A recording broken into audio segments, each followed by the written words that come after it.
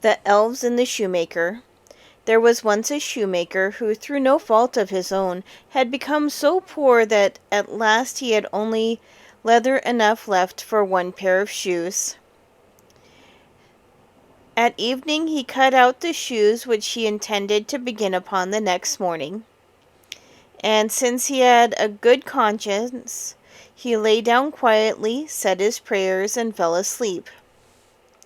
In the morning, when he prayed as usual, and was preparing to sit down to work, he found the pair of shoes standing finished on his table.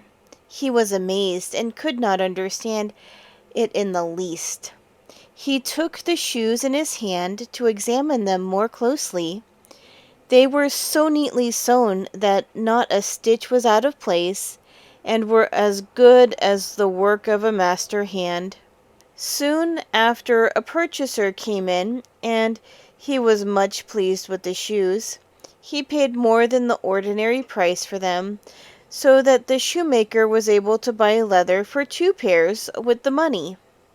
He cut them out in the evening, and the next day, with fresh courage, was about to go to work. But he had no need to, for when he got up, the shoes were finished, and buyers were not lacking. These gave him so much money that he was able to buy leather for 4 pairs of shoes. Early next morning he found the 4 pairs finished, and so it went on.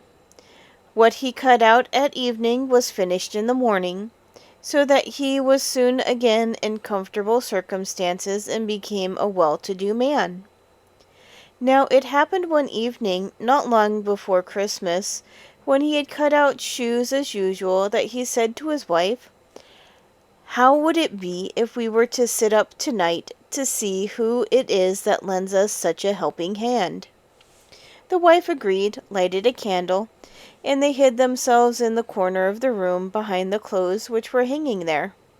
At midnight came 2 little naked men who sat down at the shoemaker's table, took up the cut-out work, and began with their tiny fingers to stitch, sew, and hammer so neatly and quickly that the shoemaker could not believe his eyes.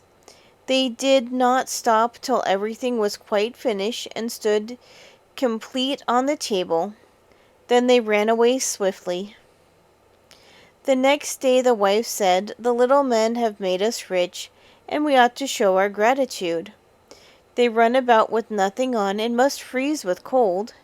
Now I will make them little shirts, coats, waistcoats, and hose, and will even knit them stout stockings, and you shall make them each a pair of shoes."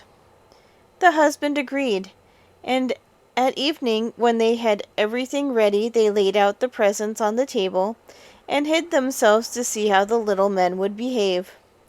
At midnight they came skipping in, and were about to set to work, but instead of the leather ready cut out, they found the charming little clothes. At first they were surprised, then excessively delighted.